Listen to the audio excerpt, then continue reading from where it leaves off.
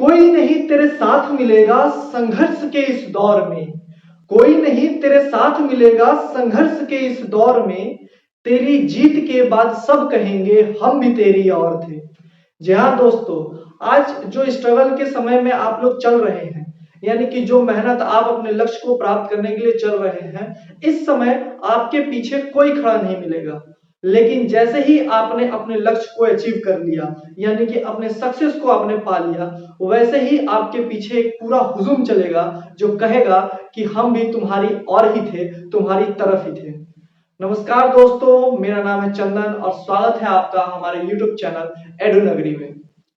हम इस बार group D के जो 20 दिनों का T20 मैच की तरह से एक 20 दिनों का कोर्स चला रहे हैं, जिसमें आज पहला दिन है जो कि है एवरेज के बारे में। एवरेज यानी कि औसत। दोस्तों, औसत को समझने के लिए हम एक सवाल एग्जाम्पल के तौर पे ले लेते हैं और उससे समझते हैं कि आखिर औसत कैसे निकलता है।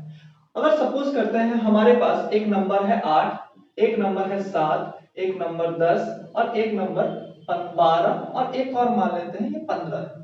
ठीक है, ये आप ऐसे भी समझ सकते हैं कि आपके एक दोस्त के पास 8 चॉकलेट, 7 चॉकलेट, फिर एक के पास 10 चॉकलेट, एक के पास 12 और एक के पास 15 है। इस तरीके से तो ये हम अगर औसत निकालेंगे तो हम औसत में ये चीज देखते हैं कि आपके दोस्तों को अगर सभी के चॉकलेट को एक जगह इकट्ठा कर दिया जाए और सबको अगर इक्वल इक्वल देना हो तो कितने कितने चॉकलेट हर एक इंसान को बनेंगे।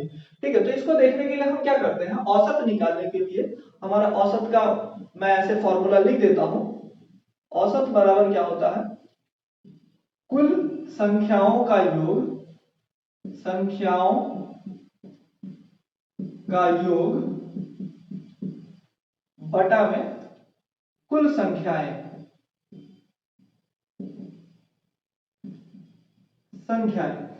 देखिए कैसे हम सॉल्व कर सकते हैं इसको। जैसे हमने ले लिया 8, फिर 7, फिर 10, 12 और 15। अब इनको क्या करेंगे, जोड़ देंगे और कितने नंबर से 1 2 3 4 5, तो इस 5 से भाग दे देंगे। जब हम लोग 5 से भाग दे देते हैं तो ये हमारा, अब ये इसको हम निकाल लेंगे। जैसे कि हो गए हमारे 15 12 27 52 और बटा में 5। अगर इसको हम भाग देते हैं तो हमारा जो भी औसत निकलेगा, ये औसत जाहिर सी बात है कि दशमलव में निकलने वाला है, तो हम दशमलव में ही निकाल लेते हैं। ये इतना हो जाएगा इसका औसत। ठीक है, तो इस औसत को हमने इस तरीके से हम औसत निकाल सकते हैं। औसत का ये जनरल कॉन्सेप्ट है जो कि आपको हर जगह मिल जाएगा और हर बुक में अवेलेबल है। अब हम आते हैं कि आखिर हम लोग औसत को किस तरीके से और अच्छी तरीके से सॉल्व कर सकते हैं। तो इसके लिए हम अपना ले लेते हैं पहला सवाल जो कि बोर्ड पे ऊपर लिखा हुआ है। तो पहला सवाल हमारा ये है दोस्तों कि 19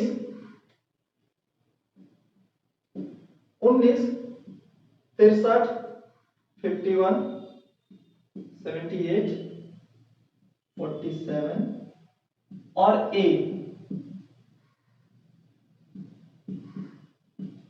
इनका औसत हमको दिया हुआ है, पहले ही दे दिया गया है कि 49 है हमारा औसत। ठीक है, तो जब औसत हमने पहले ही बता चुका है कि औसत क्या होता है कि अगर हम सबको इकट्ठा करके अगर इक्वल इक्वल बांटते हैं तो वही हमारा औसत निकल जाता है। जैसे कि इसमें बता दिया गया कि 49 जो औसत है, यानी कि ये 49 इसमें भी, इसको भी मिलना चाहिए था, इसको भी मिलना चाहिए था, इसको भी मिलना चाहिए था, इसको भी मिलना चाहिए था, यहां पर भी और यहां पर भी।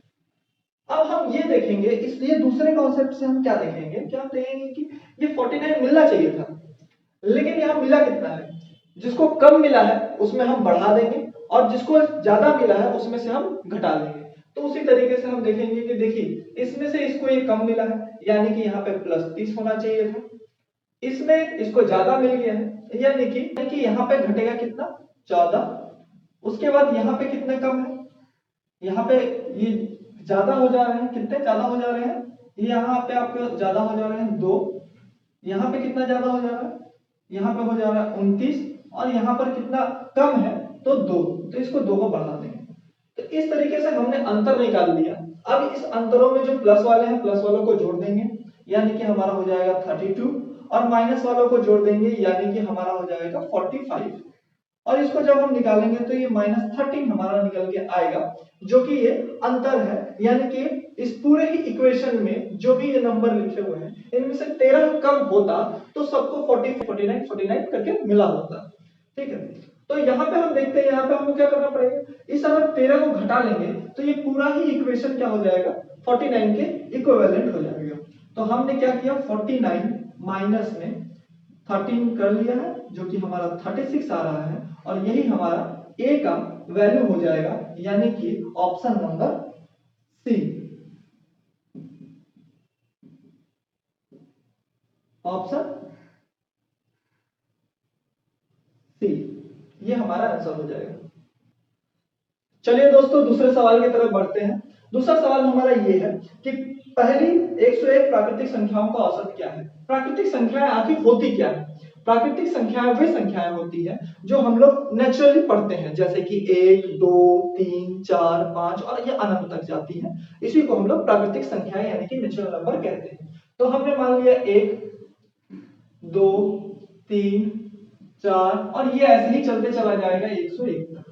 अब जब हम इसके बीच का हमको क्या निकालना है, औसत निकालना है, तो हम देखेंगे कि इन दोनों के बीच का डिफरेंस कितना है, 1। इन दोनों के बीच का डिफरेंस कितना है, 1। इन दोनों के बीच का डिफरेंस 1। जब ऐसा कंडीशन हो कि सभी संख्याओं के मतलब हर दो संख्याओं के बीच का डिफरेंस जो क्या हो, 1 हो, तो हम क्या करेंगे, इसको दो तरीके से बना सकते हैं। पहला तरीका हमारा क्या कहलाएगा, पहला तरीका होगा हमारा आखिरी डिजिट यानी कि लास्ट डिजिट और फर्स्ट डिजिट, इसको हम क्या करेंगे, जोड़ देंगे, यानी कि 101 और प्लस में 1, इसको जोड़कर 2 से भाग दे देंगे, हमारा निकल जाएगा। तो ये हमारा निकल जाएगा 102/2 यानी कि 51। ये तो एक पहला प्रोसेस हो गया। दूसरा प्रोसेस हम क्या देख सकते हैं, दूसरा प्रोसेस हमारा ये होगा कि हम इसके बीचों बीच का नंबर ले लेंगे। अगर यह कोई ऑड संख्या है यानी कि 101 कोई ऑड, अगर इवन होता तो हम बीचों बीच दो नंबर्स लेते, और अगर ऑड है तो यानी बीचों बीच कोई नंबर आता होगा। तो ये बीचों बीच इसका नंबर अगर हम देखेंगे तो इधर से 50 और इधर से 50 अगर करते भी हैं तो हमारा बीच में 51 जो होता है वो बच जाता है, जो कि हमारा दूसरा कॉन्सेप्ट के थ्रू हम निकाल सकते हैं कि अगर इधर से भी उतने नंबर और इधर से भी उतने नंबर छोड़ दिए जाए तो ये जो बीच वाला नंबर होगा ये हमारा जो 51 है, यानी कि 1 से शुरू हुआ है और यहाँ 101 पे खत्म हुआ है, तो बीचों बीच जो नंबर है 51 यही हमारा क्या हो जाएगा, हमारा औसत हो जाएगा। ये हमारा दूसरा कॉन्सेप्ट है। ठीक है, अब हम चलते हैं तीसरे सवाल के ऊपर, तब तक आप इसको उतार लीजिए। जो तीसरा सवाल हमारा ये है कि 5 के प्रथम 8 गुणजों का औसत। अगर हम 5 के प्रथम 8 गुणज देखें यानी कि 5 10 15 20 25 30 35 और 40, ये हमारे हो गए 5 के प्रथम 8 गुणज। अब इनका जब औसत निकालना होगा तो फिर सेम वही हम लोग कॉन्सेप्ट करेंगे। हम अगर देखें पहला कॉन्सेप्ट में हमने देखा क्या कि आखिरी डिजिट, पहला डिजिट और आखिरी डिजिट को हमको क्या करना है, सम करना है। मतलब 5 प्लस में 40 बटा में 2, यानी कि ये हमारा कितना निकल जाएगा, 45/2 यानी कि 22.5। और दूसरा हमने ये बताया था, दूसरे कॉन्सेप्ट के थ्रू हमने ये बताया था कि हम इसके बीचों बीच का, जैसे ये अंतर समान है ना इसलिए हम लोग कर रहे हैं, ठीक है, ये ध्यान में रखना चाहिए कि इसके अंतर समान है। तो हम दूसरे कॉन्सेप्ट में ये देखते हैं कि इसके बीचों बीच की संख्या है, अब तो ये ऑड नहीं है, ये इवन नंबर्स हैं, तो हमारे बीचों बीच ये दो नंबर्स मिलेंगे। हम इन दोनों नंबरों को भी सम कर लेंगे और इसके बीचों बीच का नंबर निकाल देंगे, यानी कि 20 प्लस में 25/2 यानी कि ये भी हमारा 45 निकलेगा और बाई 2 करेंगे तो हमारा 22.5 निकलेगा। यानी कि दोनों ही तरीकों से अगर हमको औसत निकालना होगा तो हमारा औसत सेम ही निकलेगा, इसमें कोई दो राय नहीं है। और ये दोनों ही कॉन्सेप्ट जो है वो आपको एग्जाम में कभी ना कभी कहीं ना कहीं यूज करने को मिल ही जाएंगे। तो इसका आंसर क्या हो जाएगा आपका, ऑप्शन नंबर ए। आप ऑप्शन देख लीजिएगा, मैं बार बार ऑप्शन शायद ना बता पाऊं, हाँ तो आप ऑप्शन देख लीजिएगा, हाँ मैं आंसर आपको निकाल कर दिखा दूंगा। और हमारा नेक्स्ट सवाल ये है कि 150 से लेकर 170 के बीच की अभाज्य संख्या है। अभाज्य संख्याएं किनको कहते हैं? अभाज्य संख्या वे संख्याएं हैं जो अपने अलावा और किसी भी संख्या से नहीं कटती, जैसे कि 2, 3, 5, 7 इस तरीके की संख्याएं। तो 150 के बाद हमारे कौन कौन से नंबर आते हैं? तो पहला आता है 151 आता है, फिर 157 आता है, 163 आता है और 167 आता है। इन चारों संख्याओं को हमको क्या करना है? हम इजीली इन चारों संख्याओं को क्या करेंगे? सम करेंगे और सम करने के बाद इनको हम जितने भी ये चार नंबर है 4 से हम भाग दे देंगे, हमारा आंसर निकल जाएगा। हम पहले उसी चीज को कर लेते हैं। तो ये हमको अगर हम इसको सम करते हैं तो मेरा आता है 638, ठीक है। और इसको हम भाग दे देंगे आपका 4 से, जो कि हमारा आ जाएगा 154.5, यानी कि ये हमारा आ गया। तो इस तरीके से हम इसको निकाल सकते हैं, ये हमारा औसत निकल गया, ठीक है। तो ये इजीली यही हमारा बेसिक कॉन्सेप्ट है कि सबको सम कीजिए और उसके बाद इसको भाग दे दीजिए, आपका आंसर निकल जाएगा। तो दोस्तों हमारा नेक्स्ट सवाल ये है कि 8 क्रमागत सम संख्याओं का औसत 125 है, तो पहली और अंतिम सम संख्याओं का योग क्या होगा? जैसे कि हमने बताया आपको कि क्रमागत संख्याओं में अगर हम कोई भी क्रमागत संख्याएं बोले, जैसे कि 4, 5, 6, 7, 8 या 12, 13, 14, 15, 16, इनके बीच में क्या है? गैप आप देख रहे हैं, एक एक का गैप हो रहा है। क्रमागत संख्याएं मतलब कि एक के बाद एक दूसरे नंबर। तो हम इस तरीके से अगर देखते हैं तो हमारा कोई फर्स्ट नंबर हुआ होगा और एक कोई लास्ट नंबर हुआ होगा। तो हमको क्या मालूम है? हमको औसत निकालने के लिए मालूम है कि अगर सबका अंतर समान हो तो हम क्या करते हैं? फर्स्ट नंबर को प्लस कर देते हैं लास्ट नंबर के साथ और उसके बाद 2 से भाग दे देते हैं, हमारा औसत निकल जाता है। यहाँ पे हमारा औसत बताया गया है कि 125 है औसत। जो फर्स्ट और सेकंड फर्स्ट नंबर और लास्ट नंबर तो हमको मालूम नहीं, बट हमको ये मालूम है कि ये 2 यहाँ पे बटा में है। अगर हम इस 2 को इधर भेज देते हैं तो ये हमारा हो जाता है 250 और ये हो जाता है हमारा first number plus last number. तो इससे हमको इस क्वेश्चन का आंसर मिल गया कि हमारी पहली और अंतिम संख्याओं का योग क्या है। तो हम पहली और अंतिम संख्याओं का योग हमने बता दिया कि ये 250 है, जो कि हमारा आंसर है। इस सवाल को मुझे यकीन है कि आप लोगों को समझ में आ गया होगा। अगर नहीं समझ में आया तो एक बार और रिपीट करके देखिए, आपको समझ में आ जाएगा। चलिए दोस्तों, अब नेक्स्ट सवाल की तरफ बढ़ते हैं। हमारा नेक्स्ट सवाल ये है कि x प्लस में 2, x प्लस में 2, x प्लस में 5, x प्लस में 8, x प्लस में 11 और x प्लस में 14, अगर हम इनके बीच का अंतर देखते हैं और इसका औसत कितना आ रहा है आपको बता दिया गया है कि औसत आपका 20। अब हम सवाल को पहले देख लेते हैं, उसके बाद हम इसको सॉल्व करेंगे। ये है हमारा 1 number, 2 number, 3 number, 4 number, 5 number, मतलब कि ऑड संख्याएं हैं। अब दूसरा चीज हम देखते हैं, इनके बीच का अंतर जो है, ये देखिएगा अंतर 3 का आएगा, फिर अंतर 3 का आएगा, फिर अंतर 3 का आएगा और फिर अंतर 3 का आएगा, मतलब कि इनके बीच का अंतर समान है।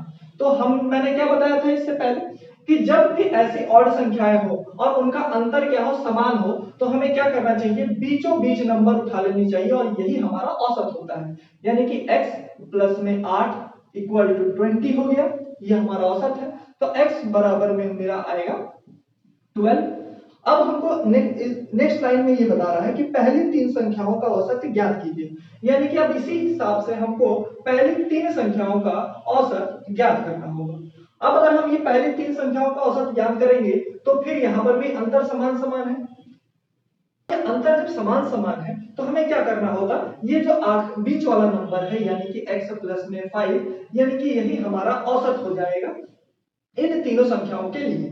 तो ये हमारा हो जाएगा 12 प्लस में 5 यानी कि 17 और यही हमारा औसत हो जाएगा और यही हमारा आंसर भी हो जाएगा। मुझे यकीन है कि आप लोगों को समझ में आ रहा होगा। अगर आप लोगों को समझने में कोई तकलीफ हो रही है या इसमें कोई दिक्कत आपको महसूस हो रहा है तो आप कमेंट सेक्शन में अपना कमेंट करके मुझे बताइएगा, ताकि मैं आने वाले और वीडियोस में इसको सुधार सकूं। हमारा नेक्स्ट सवाल अब ये है कि वर्ग ए में 50 छात्रों की औसत आयु 12 वर्ष है, बी में 40 छात्रों की औसत आयु 10 वर्ष है और दोनों वर्गों को मिलाकर विद्यार्थियों की औसत आयु ज्ञात कीजिए। तो हम इसको देखने के लिए हम क्या कर लेंगे? हम मान लेंगे इस सभी छात्रों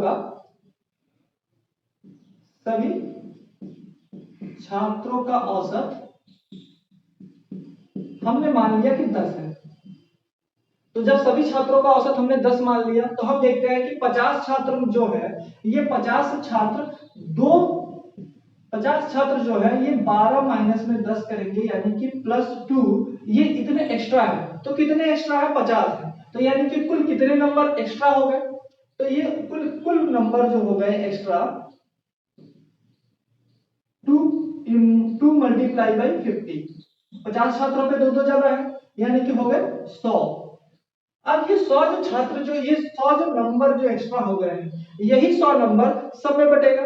वो है ना कि कद्दू कटेगा और सब में बटेगा, तो बस वही है कि ये जो है कद्दू ये जब कटेगा तो ये हमारे सारे ही छात्रों में बटना चाहिए, तभी जाके इसका औसत हमारा 10 आएगा। तो हम क्या देख लेते हैं? हम देख लेते हैं कि हमारे सभी छात्र कितने हैं? सभी छात्र हैं हमारे 90 और हमारे पास संख्या कितनी है? 100। अब हमारा जो जो कुल औसत निकलेगा,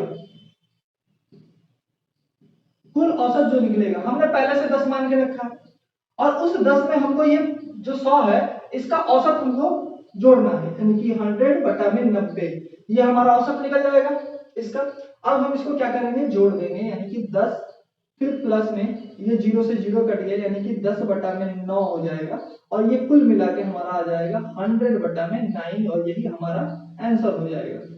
नेक्स्ट सवाल आपके पास ये है कि चार क्रमागत सम संख्याएं इस प्रकार की हैं कि अंतिम और पहली संख्या का औसत 11 है, दूसरी और तीसरी संख्या के बीच का अंतर जो क्या है ज्ञात कीजिए।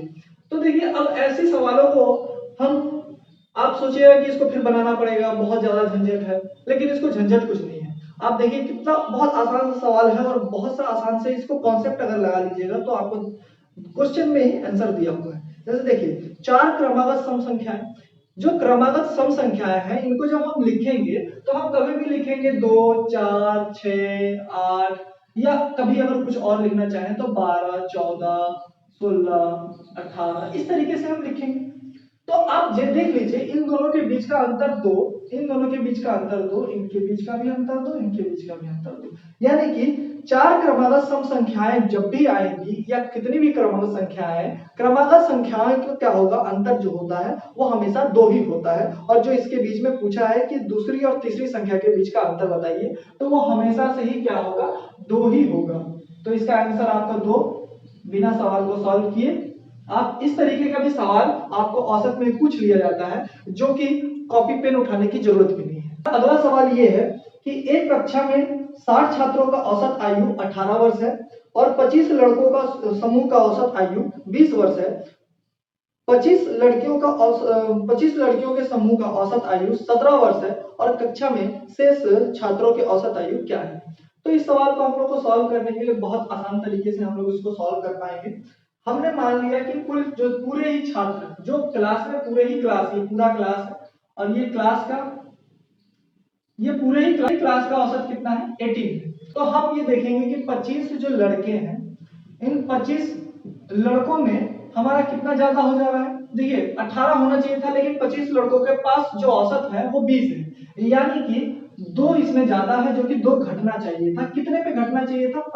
25 लोग हैं तो 25 लड़के हैं तो 25 लड़कों पे घटना चाहिए था यानी कि -50 होना चाहिए था।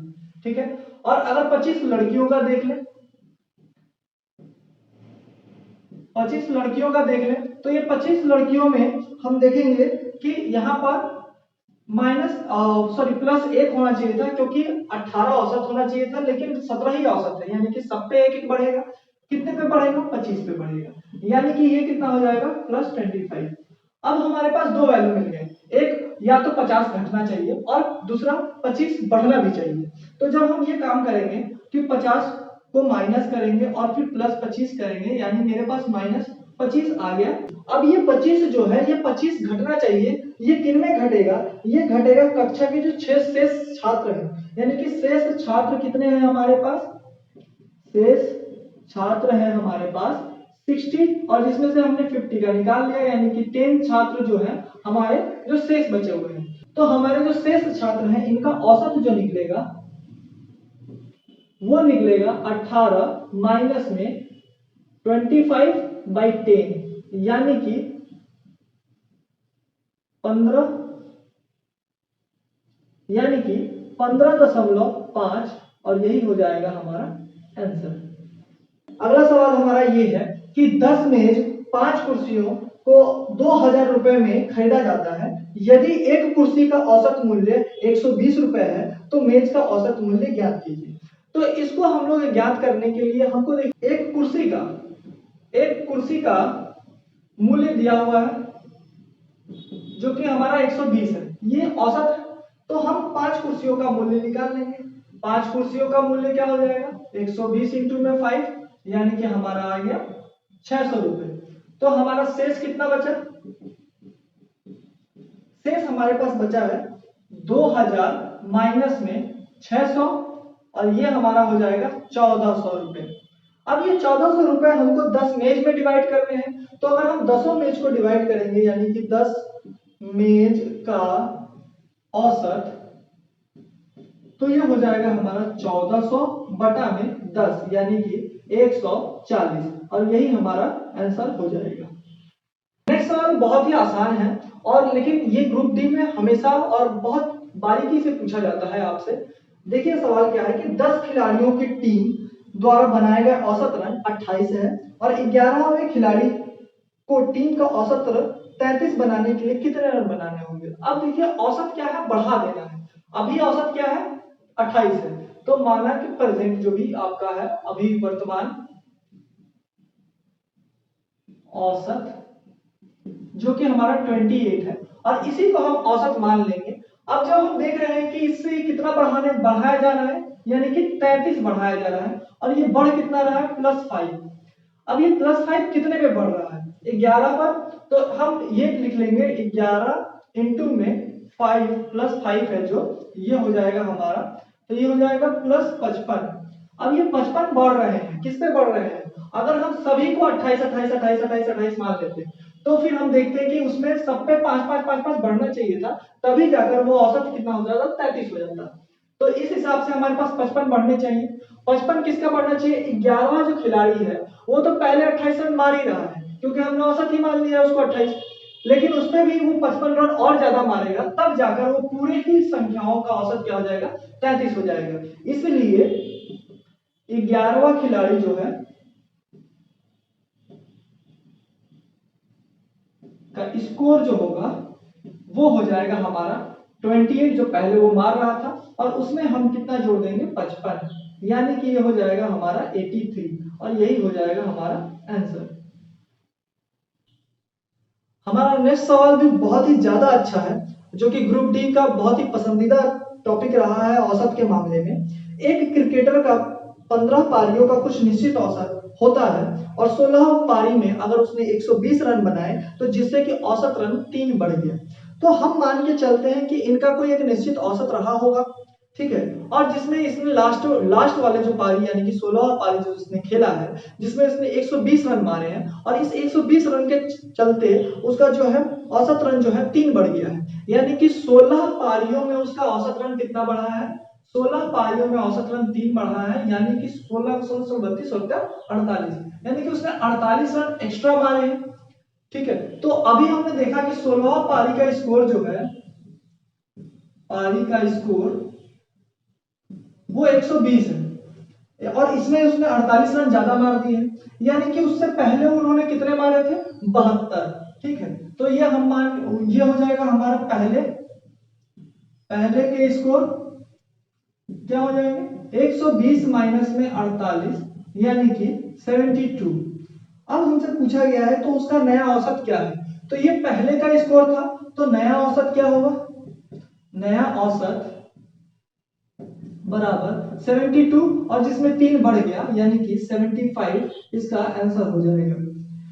मैं बहुत ही इजी तरीके से आपको समझाने की कोशिश कर रहा हूं, आप फिर से एक बार समझ लीजिए कि जैसे देखिए 16 पारियों में उसका 3-3 स्कोर बढ़ रहा है यानी कि औसत बढ़ रहा है, यानी कि उसने 48 रन ज्यादा मार दिए हैं जितना उसको मारना चाहिए था। अब देखिए उसके 16 पारी में उससे 120 रन मारे, यानी कि इसी 120 में इसने 48 रन ज्यादा मारे होंगे, यानी कि अगर देखिए पहले का स्कोर हमारा 72 है, 72 यानी कि हर पारी में उसका 72 72 72 का स्कोर हुआ होगा, तभी जाकर ये इसका 72 आ रहा है आपका। अब आइए नया औसत अगर हम देखें तो ये 72 में ही 3 बढ़ेगा जो कि हमारा 75 हो जाएगा और ये हमारा आंसर हो जाएगा। चलिए दोस्तों, अब नेक्स्ट सवाल की तरफ बढ़ते हैं। नेक्स्ट सवाल ये रहा कि 5 परीक्षाओं के में छात्रों का औसत अंक जो है 54 है। तो जैसे कि बताया जा रहा है कि इसका औसत अंक जो पहले ही हमको दे दिया गया है वो हमारा कितना है, 54 है।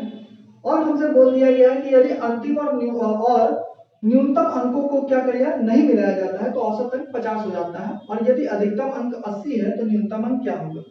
तो चूंकि हमने इसमें से 2 नंबर अगर हटा दिए तो हमारा औसत 50 हो जाता है। 50 हो जाता है यानी कि हम अगर मान लेते हैं कि सभी का औसत ही 50 हो, सभी का औसत यानी कि पांचों संख्याएं जो भी हैं 1 2 3 4 5, इन पांचों संख्याओं का अगर औसत 50 हो, हम इस तरीके से समझ लेते हैं। उसके बाद इसको बहुत ही अच्छे तरीके से देखिए, ये है 50 50 50 50 सभी का औसत मान लिए, लेकिन ये औसत कितना था, ये 5 का औसत जो था ये था 44, यानी कि इस पे भी 4 बढ़ना चाहिए था, 4 बढ़ना चाहिए था, 4 बढ़ना चाहिए था, 4 और 4, ये हमारा प्लस में होना चाहिए था।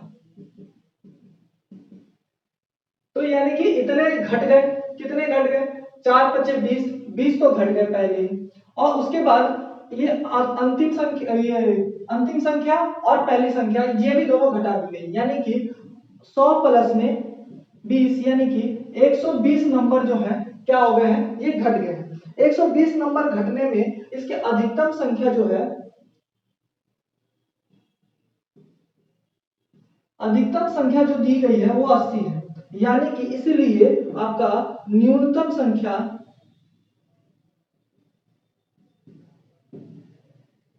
न्यूनतम संख्या जो होगा वो 120 में से अगर हम 80 घटा देते हैं तो हमें आ जाएगा 40, जो कि हमारा न्यूनतम है। नेक्स्ट सवाल हमारा ये है कि पी और क्यू का औसत मासिक आय 20,000 रुपए है, क्यू और आर का औसत मासिक आय 40,000 रुपए है, और आर की मासिक आय पी की मासिक आय से कितनी अधिक है।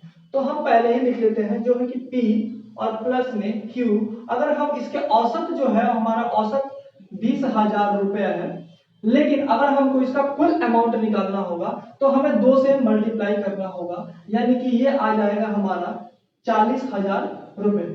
उसके बाद अगर हम Q और R को करने जाएंगे, मैं इसलिए लिख रहा हूं क्योंकि Q के नीचे ही Q हो, और अगर यहाँ पे हम करने जाएंगे तो ये हमारा 40,000 जो है ये औसत है, और अगर हमको इसको टोटल अमाउंट निकालना है तो 2 से मल्टीप्लाई करना पड़ेगा, यानी कि ये हो जाएगा 80,000 रुपए। अब देखिए, अगर हम इन दोनों ही इक्वेशन को क्या करें, घटा लें, यानी कि इसके नीचे माइनस, इसके नीचे माइनस, इसके नीचे माइनस, तो ये हमारा क्यू क्यू कट जाएगा और हमारा बच जाएगा पी माइनस में आर, और ये हमारा हो जाएगा 40,000। इसमें से हम 80,000 माइनस करेंगे तो ये हो जाएगा माइनस 40,000, यानी कि आर जो है हमारा 40,000 रुपए अधिक है। यही हमारा आंसर हो जाएगा। चलिए दोस्तों, नेक्स्ट सवाल हमारा देख लेते हैं कि मध्य संख्या का मान ज्ञात कीजिए यदि किसी समूह का 5 संख्याओं का औसत 28 है, और यह देखते हुए कि पहली 2 संख्याओं का औसत 30 और अंतिम 2 संख्याओं का औसत 25 है। यानी कि हम अगर ये 5 संख्याएं ले लें, और ये 5 संख्याओं में पहली जो संख्याएं हैं ये इनका औसत 30 और ये 30 है, और अंतिम 2 संख्याओं का 25 और 25 है, जबकि हमारा औसत जो है, ये टोटल का औसत हमारा कितना आना चाहिए था, 28 आना चाहिए था। माफ कीजिएगा, यहाँ पे मैंने 25 25, ठीक। अब देखिए, अगर ये 28 आना चाहिए था, यानी कि यहाँ पर भी 28, यहाँ पर भी 28, 28 28 28 होना चाहिए था, यानी कि यहाँ से हमको 2 घटाना है, यहाँ से 2 घटाना है, यहाँ पर +3 करना है, +3 करना है, और यहाँ पर हमारा 28 होना चाहिए था। तो हम क्या देखेंगे, हम देखते हैं कि 2 2 ये 4 हो गए, और ये 3 3 6 हो गए, यानी कि +2 अगर हम इसमें करते हैं तो हमारा यहाँ पे 30 आएगा, जो कि हमको इसका जब औसत निकालेंगे तो मेरा 28 निकल जाएगा। उम्मीद है आपको समझ में आ गया होगा। रेलवे ग्रुप डी का बहुत ही पसंदीदा सवाल एक और आ गया है, जो कि बहुत आसान है, पर हर एक सेट में, लगभग हर दूसरे सेट में ये पूछ ही लिया जाता है। जैसे कि 10 संख्याओं का औसत 46 है, और बाद में यह पाया गया कि 46 की जगह पर उसने 53 रूप ले लिया था, तो संख्याओं का सही औसत क्या है। तो देखिए क्या हो गया कि हमको लेना था 46 और हमने ले लिया है कितना, 53, यानी कि कितना एक्स्ट्रा ले लिया है, तो हमने ले लिया है एक्स्ट्रा 7 नंबर। अब ये जो 7 नंबर है ये हमने एक्स्ट्रा ले लिया है कितने नंबरों पे, 10 नंबरों पे।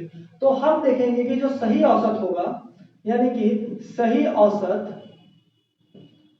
औसत जो होगा ये हम निकालेंगे। तो लिखेंगे 46, अब माइनस में से माइनस करना पड़ेगा हमको, ये एक्स्ट्रा लिख दिया है ना हमने, तो इसको हमको क्या करना पड़ेगा, माइनस करना पड़ेगा। तो माइनस हम करेंगे 7 बाय लिविंग 10। क्यों 10 करेंगे, क्योंकि ये 10 संख्याओं में ये 7 ज्यादा है, तो इसीलिए 10 करेंगे। तो ये हमारा आ जाएगा 46 माइनस 0.7, यानी कि ये हमारा हो जाएगा 45.3, जो कि हमारा आंसर होगा। नेक्स्ट सवाल ये है कि एक हॉस्टल में 10 लड़कों की औसत आयु 14 वर्ष है। एक नए दाखिले से उस औसत आयु में 1 वर्ष की कमी आ जाती है, तो नए लड़के की जो है आयु पूछी गई है। तो ये देखिए, हम अगर मान के चलते हैं कि सारे ही पूरे ही हॉस्टल की जो औसत आयु है, यानी कि जो जितने भी लड़के हैं 10 लड़के हैं उनकी औसत आयु कितनी है, 14 है, और जिसमें की कमी कितनी आ गई है, 1 की कमी आई है। लेकिन ये कब आई है, जब 11 छात्र हो गए हैं। तो 11 छात्र जब हुए हैं तो 1 की कमी आई है, जो कि 11 पे आई है, यानी कि माइनस में आपके माइनस में 11 हो जाएगा। बात आई है समझ में? मतलब कि जो भी नया छात्र आया होगा वो औसत से 11 वर्ष कम होगा, तभी जाकर ये सभी छात्रों की औसत आयु जो होगी वो 1 वर्ष घट जाएगी। यानी कि अब जो नया छात्र जो आया है, नया छात्र ये औसत से 11 वर्ष कम होगा, यानी कि 3 वर्ष का ये होगा, जो कि आपका आंसर होगा। की तरफ चलते हैं। नेक्स्ट सवाल हमारा ये है कि 21 अवलोकन का माध्य सभी अलग अलग यानी कि 40 है। यदि माध्यिका के बड़े प्रत्येक अवलोकन 21 बढ़ा दिया जाए तो अवलोकन का माध्य क्या होगा। अब देखिए 21 संख्याएं हैं, ठीक है, संख्याओं की संख्या कितनी है, टोटल संख्याएं 21 है। अब इन 21 संख्याओं में माध्यिका जो होगी, हम जब अगर देखेंगे तो हमारा 11 नंबर जो होगा, जैसे 1 2 3 4 करते गए तो 11 नंबर इधर और फिर उधर चले गए, तो ये यानी कि 11 नंबर जो होगा हमारा माध्यिका होगा, जो कि हम लोग जानते हैं माध्यिका के चैप्टर में इसको और बढ़िया से समझेंगे। माध्यिका वो होता है जो अगर सीक्वेंस में सजा लिया जाए और उसके बीचों बीच का जो नंबर होता है वो होता है हमारा माध्यिका। यानी कि जब हम इसको इस तरीके से सजा ले रहे हैं तो हमारा 11 जो हो रहा है वो हमारा माध्यिका होगा। तो हम देखेंगे कि 11वां नंबर यानी कि 11वें नंबर तक का जो होगा इसका औसत हमारे पास 40 दिया हुआ है। लेकिन 11 नंबर के बाद यानी कि 10 नंबर जो और बच गए इनका औसत क्या होगा, ये 21 बढ़ा दिया जा रहा है, यानी कि 40 प्लस में 21, और इसी को हमको क्या करना है, इसका कुल अवलोकन का माध्य यानी कि औसत ही निकालना है। तो हमें देखना होगा कि टोटल नंबर कितने होंगे, नंबर इसके हैं 21, मतलब 21 पूरे ही इस इक्वेशन में नंबर्स हैं, जिनमें से पहले प्रथम 11 संख्याओं का औसत 40 और उसके बाद के औसत संख्याओं को हमने बढ़ा दिया है, 10 संख्याओं का औसत हमने बढ़ा दिया है। तो अब नेक्स्ट लाइन में हम देखेंगे ये हमारा हो जाएगा 440 प्लस में ये हो जाएगा हमारा 10 इंटू में आपका 61 बटा में 21। नेक्स्ट लाइन में देख लेते हैं 440 प्लस में 6110 बटा में 21, और इसको जब हम लोग फिर प्लस करेंगे तो प्लस करने के बाद आएगा आपका 1050 बटा में 21, और इसको जब हम भाग देंगे तो ये हमारा हो जाएगा 50। यही हो जाएगा हमारा आंसर। चलिए फटाफट दूसरे सवाल पे चलते हैं, और दूसरा सवाल हम ले लेते हैं औसत गति से, जो कि बहुत ही आसान सा सवाल है। लेकिन औसत गति अभी मैं पढ़ाऊंगा नहीं, बस एक छोटा सा आप लोगों को जब गति का चैप्टर स्पीड टाइम डिस्टेंस में पढ़ाऊंगा तब मैं औसत गति के बारे में और भी बढ़िया से बता दूंगा। अभी हम सिर्फ एक छोटा सा सवाल ले लेते हैं जो कि औसत गति पे है, और ये औसत के तरीके से ही बनता है। जैसे कि मान लीजिए आपका सवाल ये रहा कि एक 4 सेकंड में 25 मीटर की दूरी तय करती है और दूसरी वस्तु जो है 2 सेकंड में 15 मीटर की दूरी तय करती है, तो वस्तु का औसत गति क्या है। तो हम औसत गति जो होता है, औसत गति क्या होता है, जिस तरीके से हम लोग औसत के बारे में ही निकालते हैं उसी तरीके से औसत गति के बारे में भी निकालते हैं। हमने टोटल क्या ले लिया, डिस्टेंस। टोटल डिस्टेंस हमारे पास है 25 प्लस में 15, और टोटल सेकंड कितने हैं, 4 प्लस में 2, यानी कि ये 25 और 15 आपके 40 हो गए और ये हो गया 6, यानी कि जब हम इसको निकालेंगे तो ये हमारा आ जाएगा 6.67 ms-1। अब देखिए क्या हो जाता है, ये मीटर प्रति सेकंड आता है। तो जब हम मीटर प्रति सेकंड को लिखते हैं तो इसी मीटर प्रति सेकंड को, यानी कि जब हम बटे में एक सेकंड को लिखना चाहते हैं तो इसी को हमको लिखना हो तो हम s माइनस में पावर 1 माइनस पावर 1 हम दे सकते हैं और ये हमारा सवाल का आंसर यही हो जाता है। ये आपने फिजिक्स वगैरह में देखा होगा कि पावर -1 लगता है, -2 लगता है। या तो थैंक यू दोस्तों, आपने ये पूरा वीडियो आपने देखा और अगर आपको ये पूरा वीडियो बहुत पसंद आया होगा तो आप लाइक, शेयर और कमेंट जरूर कीजिएगा। और अगर आपने मेरा चैनल सब्सक्राइब नहीं किया है तो चैनल सब्सक्राइब कर लीजिए ताकि हम आगे और भी अच्छी वीडियो लेकर आए जो कि आपके स्टडी को और भी बेहतर बना सके। और मैं उम्मीद करता हूं कि आपको ये क्लास पसंद आया हो। आप कमेंट में ये भी बताइए कि आपको आगे वाले कौन कौन से चैप्टर्स में प्रॉब्लम है और कौन कौन सा चैप्टर मुझे करवाना चाहिए, ताकि मैं उस चैप्टर को जल्द से जल्द आपको सॉल्व करने का और अच्छे तरीके से उस सवालों को डील करने का तरीका सिखा दूंगा।